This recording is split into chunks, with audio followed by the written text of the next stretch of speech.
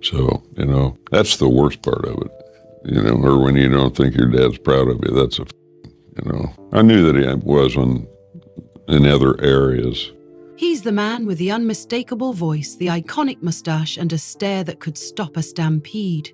For decades, Sam Elliott has been the face and soul of the American West.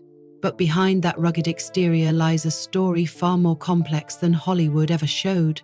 From quiet beginnings to hard-earned respect, and from controversy to redemption, this is the real journey of a man who never chased fame, yet became a legend anyway. What does it take to stay true to yourself in an industry built on reinvention? Got one bag that's full of a lot of really nice pieces I'm proud of, and The Big Lebowski was one of them. The Big Lebowski came to me, I was working on a John Milius picture at the time. He came to me in Texas.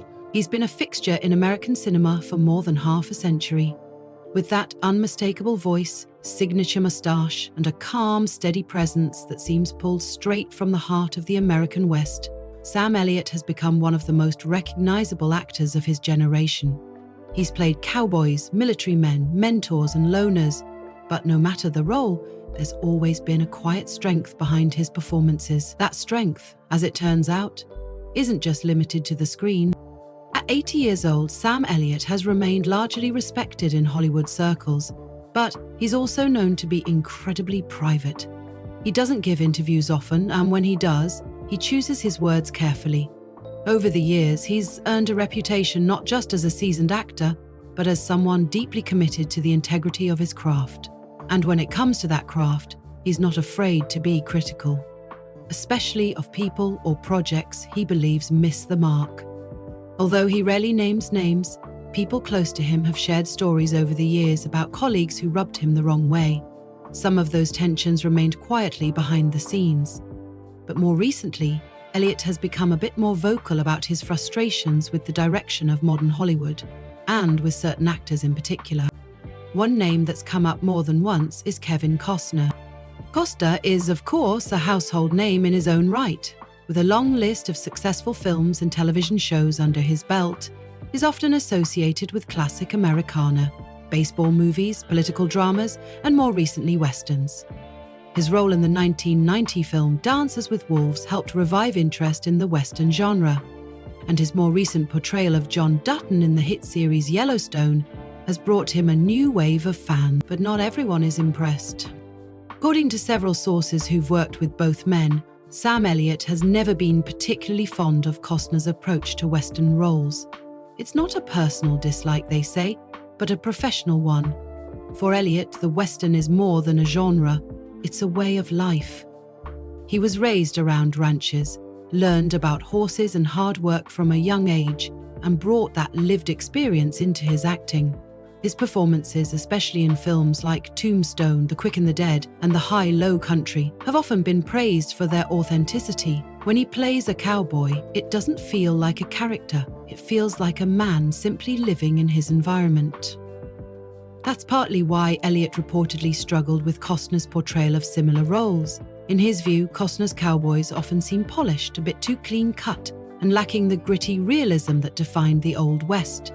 In private conversations, Elliott has allegedly described Costner's work as Hollywood's version of a cowboy, well-lit, well-dressed, and more focused on style than substance. One person close to Elliott said he once remarked, "It's like he's playing dress-up." One project that particularly highlighted this divide was Wyatt Earp, the 1994 film in which Costner played the title role. Though the film was ambitious and featured a strong cast, it received mixed reviews, and for Elliott, it failed to capture the tone and realism he believes is essential in a proper Western. Around this same time, Elliott was being offered roles in other Westerns and was building a reputation as a go-to actor for more grounded, character-driven performances. Fast forward to the 2010s, and the divide became even more apparent. Costner returned to Western storytelling in a big way with Yellowstone, a drama that follows the Dutton family as they try to protect their sprawling Montana ranch from developers, rival landowners, and internal conflict. The show has been hugely popular, with impressive ratings and a dedicated fan base. But according to reports from inside the industry, Elliott wasn't interested in joining the cast, despite apparently being offered a role. When asked about Yellowstone during an interview promoting 1883, the prequel series in which he did appear, Elliot didn't hold back. He called Yellowstone a soap opera with a cowboy hat, suggesting that while the show had the look and feel of a Western, it lacked the moral backbone and grounded storytelling that once defined the genre. While he didn't criticize Costner directly, the implication was clear. For Elliot, Yellowstone represents everything he finds frustrating about modern interpretations of the West: glossy production values, dramatic twists, and a focus on spectacle over substance. This difference in philosophy wasn't just theoretical. People who've worked on set with both actors have noted the tension. One producer who was briefly involved with early discussions about crossover episodes between 1883 and Yellowstone said that any scene with both men would have been an icebox. Though no arguments occurred publicly, the atmosphere was said to be cold, formal, and completely lacking in camaraderie. That kind of quiet distance, especially in an industry that often pretends everyone gets along, tends to speak volumes. It's also worth noting that Elliott's criticisms haven't only been aimed at Costner. In recent years, he's become more vocal about what he sees as a decline in storytelling standards, particularly in Westerns. He's spoken about the importance of restraint, about acting that doesn't call attention to itself, and about the need for authenticity in a time when so much of entertainment feels overly curated. For Elliot, it's not just about personal preferences. It's about protecting something he believes is worth preserving. Of course, not everyone agrees with him. Costner, for his part, has never responded directly to Elliott's remarks. He continues to star in and produce Yellowstone, which has spawned multiple spin-offs and remains a cornerstone of the Paramount Plus streaming platform. Many fans have praised Costner's performance, noting his ability to convey quiet strength and emotional depth. For them, Yellowstone has helped bring the Western back into the mainstream in a way few other recent shows have. But Elliot doesn't seem interested in popularity contests. His views reflect a larger, ongoing debate in Hollywood. Should the West evolve to match modern sensibilities, or should it stay rooted in tradition? For Elliot, the answer is clear. The Western, at its core, is about values: honesty, toughness, silence, and dignity. It's not just a setting or a costume, it's a code. And when that code is broken or watered down, he sees it not just as a creative misstep, but as a personal insult. That may sound old-fashioned to some, but for Elliot, it's simply staying true to what he believes. Whether or not others agree, he's made peace with the fact that he's not interested in compromising. As one crew member on 1883 put it, "Sam's not here to play the game. He's here to make something real." And that might be the most revealing part of all. In a world of reinvention and rebranding, Sam Elliott has stayed remarkably consistent. He's not chasing relevance, he's holding on to authenticity. And while that may put him at odds with people like Kevin Costner, it also explains why, even after all these years, he still commands such quiet respect.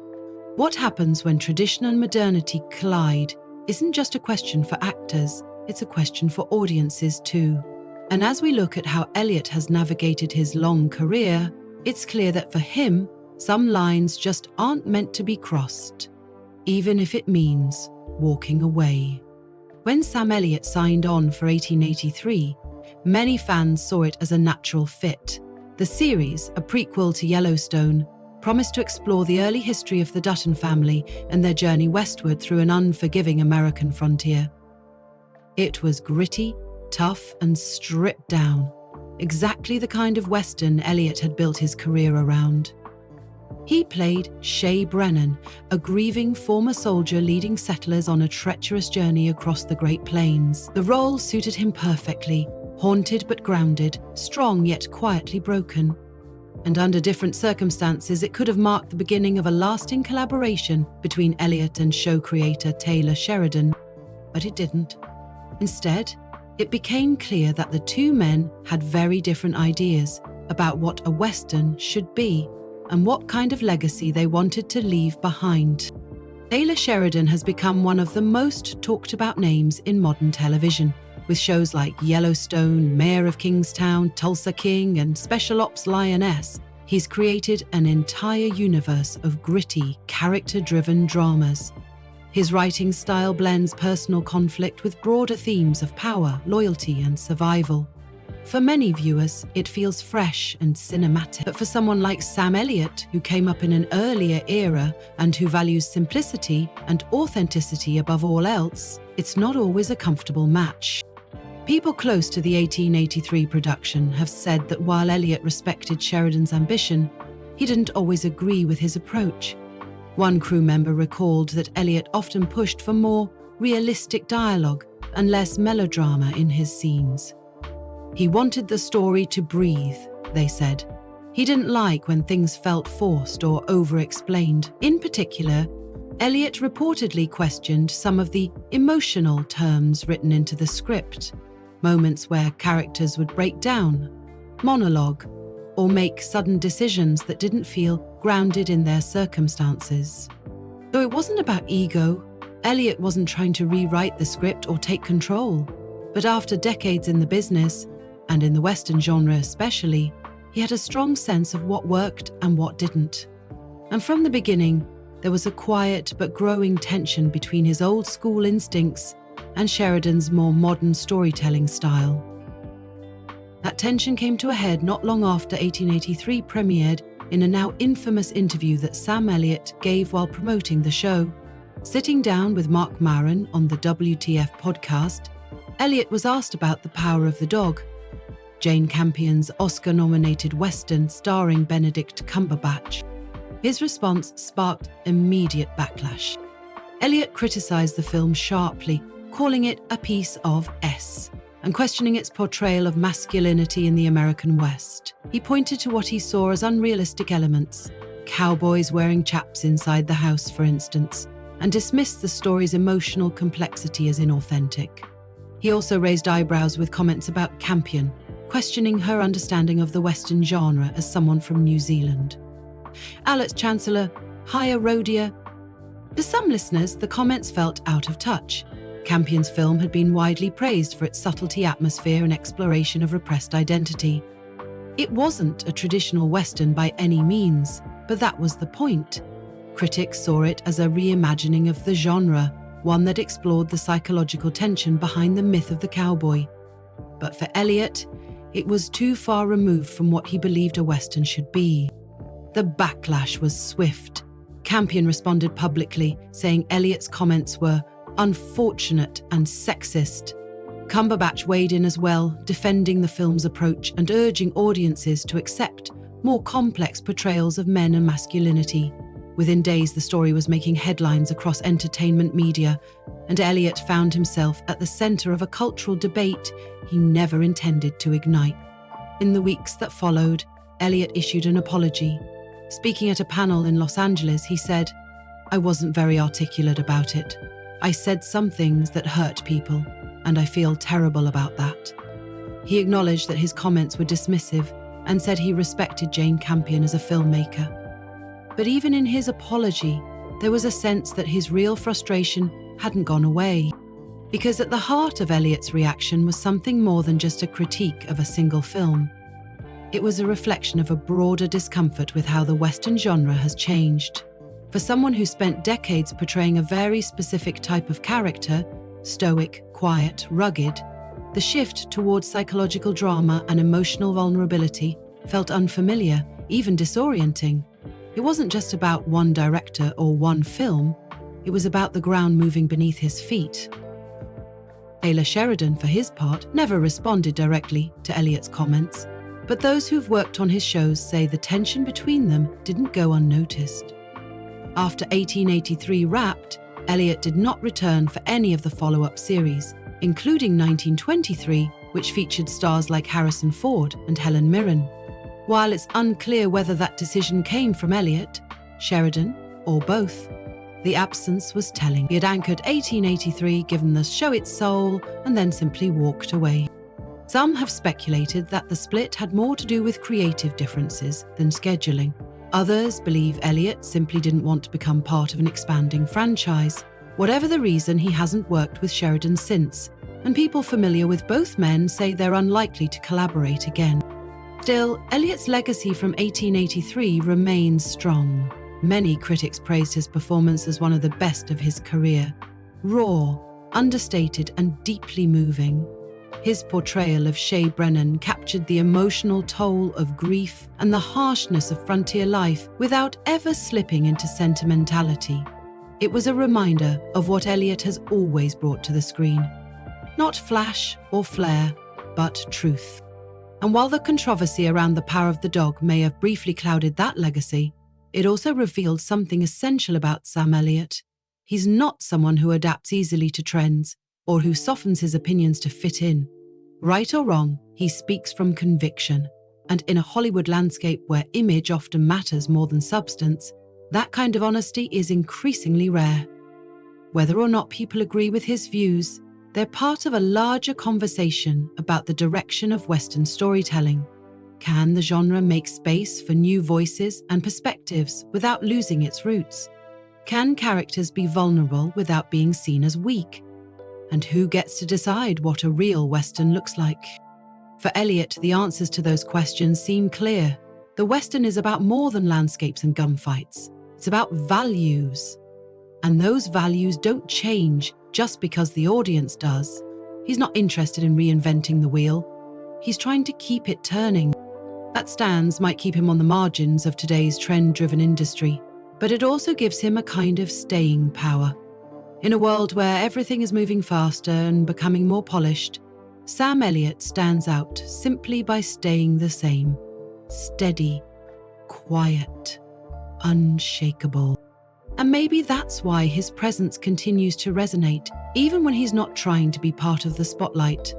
His career has never been about chasing relevance. It's been about doing the work, telling the truth, and walking away when the story's over. In the wake of 1883 and the backlash over his comments about the power of the dog, Sam Elliott found himself in a somewhat unusual position.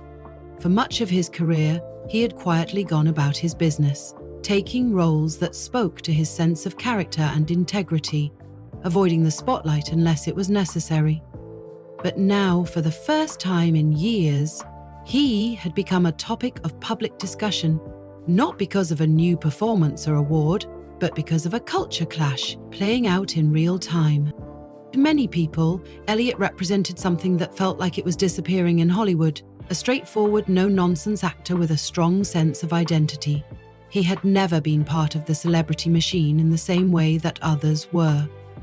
He didn't chase headlines, didn't appear in gossip columns, and rarely gave interviews unless he had a project to promote. But in the era of social media and 24-hour news cycles, even someone as private as Elliott couldn't avoid the weight of public scrutiny.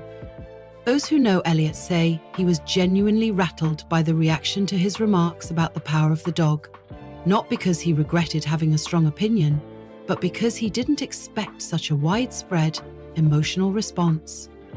Friends and collaborators have said that while he meant to critique the film's artistic choices, he didn't intend to offend or marginalize anyone. The experience served as a reminder that even established icons aren't immune from being caught in the middle of cultural and generational shifts. But rather than doubling down or retreating completely, Elliott did what he's always done. He stepped back, reassessed, and kept moving. He made it clear that while he respects the evolution of storytelling in film and television, he also feels a responsibility to protect the values that define the roles he built his career on, not out of nostalgia or stubbornness, but out of a belief that not all change is necessarily progress. His discomfort with the modern entertainment industry isn't about technology or even political correctness, it's more about how stories are told and why. In Elliott's view, there has been a growing emphasis on spectacle, irony, and personal branding in recent years, often at the expense of honest storytelling. Characters are increasingly written to fit social trends or meme culture. Dialogue is tailored for virality rather than truth.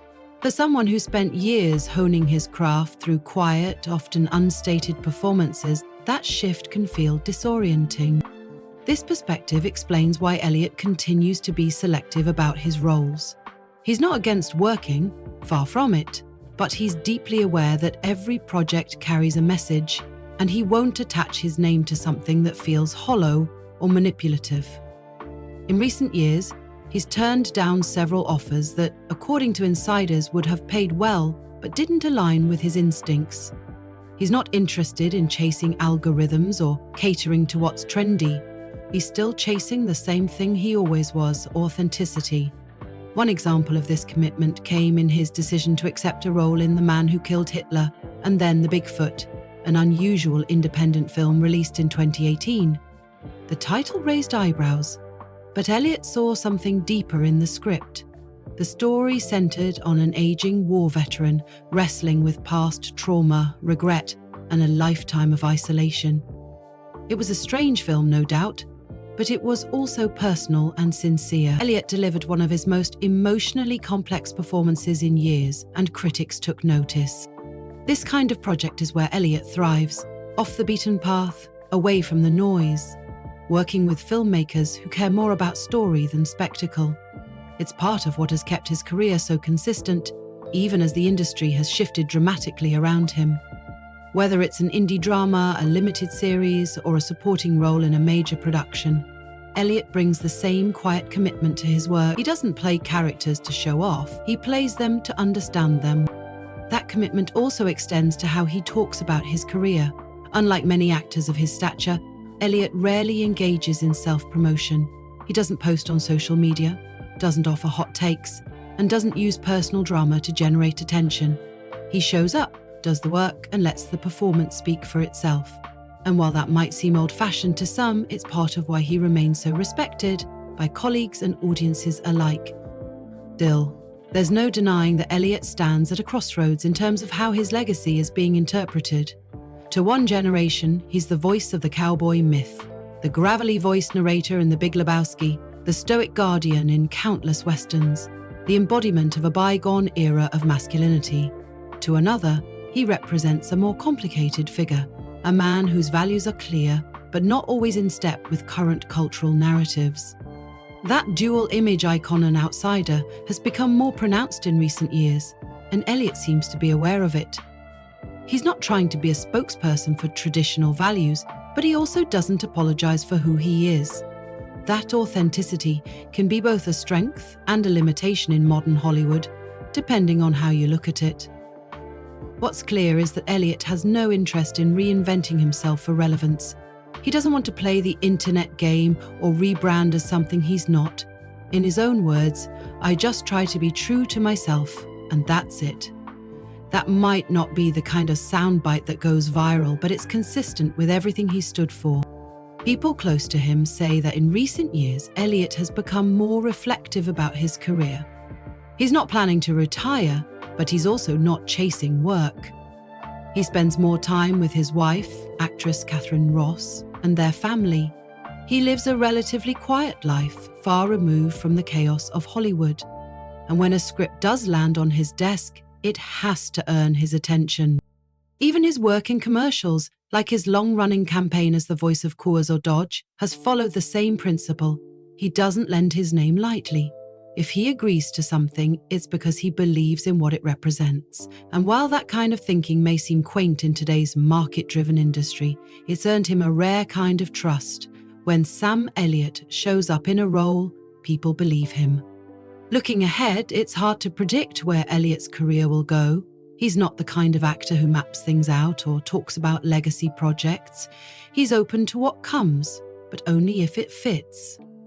What's certain is that he remains a touchstone for a particular kind of storytelling, one rooted in honor, restraint, and emotional honesty.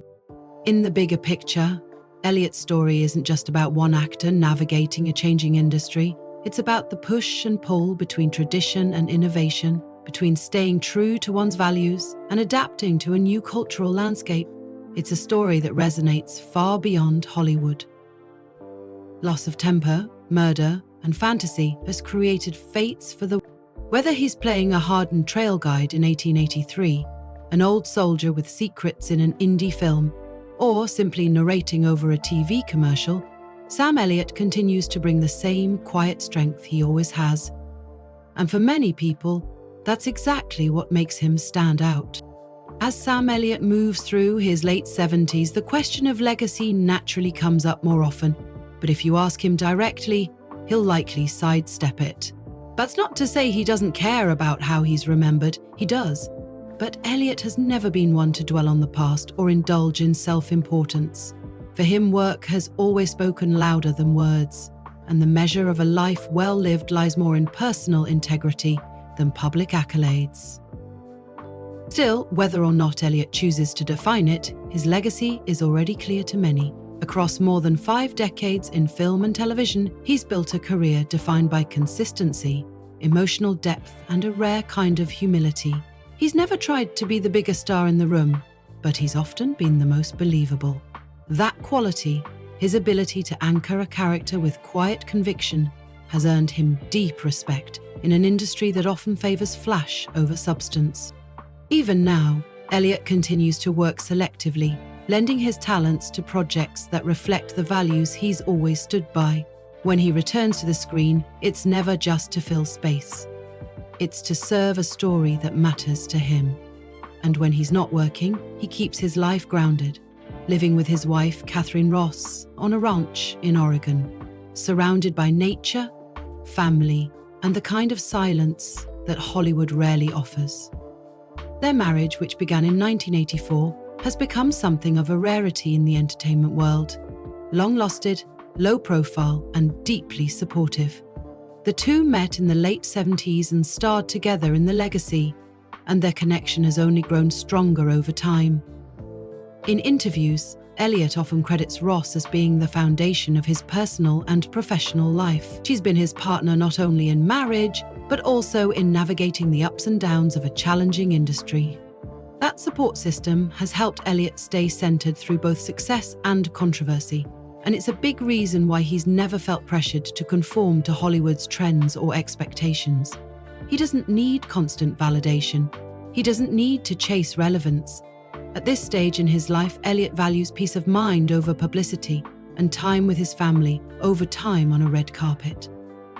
Even so, he's not retreating from the public eye entirely.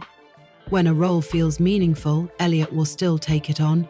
But the script has to say something. It has to reflect the human condition in a way that's honest and grounded.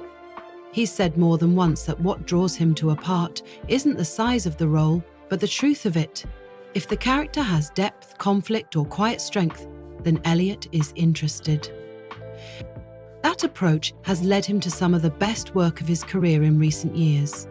His performance in A Star Is Born was widely praised, earning him his first Academy Award nomination. Though he didn't win, the recognition didn't go to his head.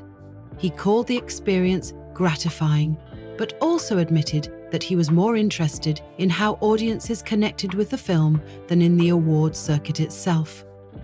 It's that kind of perspective that sets Elliot apart. For him, acting has never been about being celebrated. It's been about contributing something real. He believes in the power of storytelling, not as a vehicle for self-promotion, but as a way to reflect the human experience. And that belief has kept him relevant in a business that often moves on quickly from one trend to the next. At the same time, Elliot recognizes that the industry has changed, and not always in ways that align with his personal values. He's spoken candidly about his discomfort with how quickly people are judged in today's media climate, and how little room there is for nuance. He doesn't claim to have all the answers, but he does think that sometimes people are too quick to take sides before really listening. That doesn't mean he's against progress. In fact, Elliot has shown that he's willing to grow when presented with new perspectives. His public apology after his comments about the power of the dog wasn't just a formality. It reflected a deeper understanding of how different stories can challenge us, even if they don't fit our personal views of the world. And it showed that he's still open to learning, even after decades in the business. But growth, in Elliot's eyes, doesn't mean abandoning what you stand for. He continues to speak up for the things he believes in: authentic storytelling, respect for craft, and staying grounded in a world that often prioritizes ego. He still sees value in traditional filmmaking techniques, in working with actors who are fully present, and in collaborating with directors who care more about substance than style. He's also passionate about keeping the Western genre alive, not just as a nostalgic nod to the past, but as a way to explore timeless themes like honor, redemption, and survival. Elliot believes that Westerns, when done right, can still say something powerful about who we are and what we stand for. He's not interested in reinventing the genre for the sake of being trendy, but he does believe there's room to tell new stories within that framework, stories that feel both rooted and relevant. To younger actors, Elliot offers a model of how to build a career with longevity and integrity. He's not flashy, but he's dependable. He doesn't chase fame, but he commands respect. And perhaps most importantly, he understands that acting is just one part of a bigger life. Success, to him, is about more than just roles or awards. It's about staying true to yourself, no matter where the spotlight lands. In that way, Sam Elliott's career serves as a quiet lesson. In a world where noise often gets the most attention, he's shown that there's strength in restraint, that you don't have to be the loudest voice in the room to make an impact, and that sometimes being consistent, day after day, year after year, is more powerful than chasing every new opportunity that comes along. As he looks ahead, Elliot seems content with where he's at. He may take on more roles, he may not, but either way, he's not chasing anything. He's already built a body of work that speaks for itself. And whatever he chooses to do next, it will be because it feels right to him, not because it checks a box or pleases a crowd. In many ways, Sam Elliott has come full circle. He started as a young man with a deep voice, a dream, and a belief in hard work. Over time, that work ethic earned him the respect of his peers, the admiration of audiences, and a place in American film history. Not because he tried to be iconic, but because he showed up, did the job, and stayed true to himself along the way. Now, as he reflects on a career that spans everything from small westerns to major studio films, Elliot remains remarkably unchanged, still grounded, still private, still quietly confident. He may not talk much about legacy, but if his work and the people who admire him are any indication, it's already been written. And in the end, maybe that's the mark of a true original, not someone who sets out to be remembered, but someone who simply lives and works with purpose. Someone like Sam Elliott.